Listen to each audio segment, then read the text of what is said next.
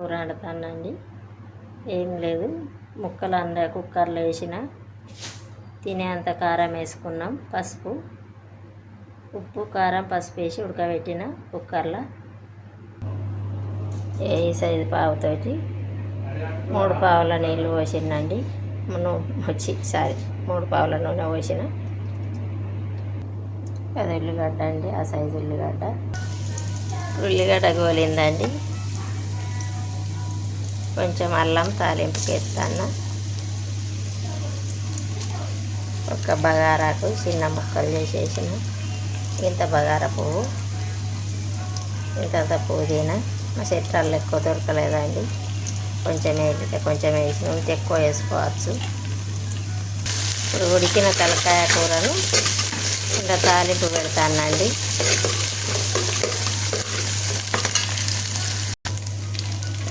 ఇప్పుడు తలకాయ కూర బొక్కలు వేస్తాం.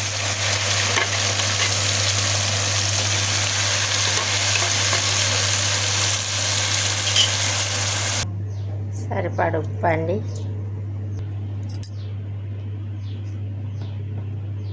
కొంచెం గరం మసాలా, కొంచెం కుడక పౌడర్ అండి, ఒక 2 స్పూన్ల మందం కుడక పౌడర్ వేసిన. ఇప్పుడు కొంచెం ఉడకనియాలి.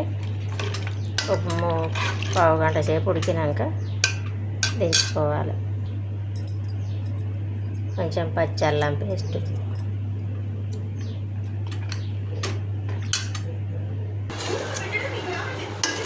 తలకాయ కూర రెడీ.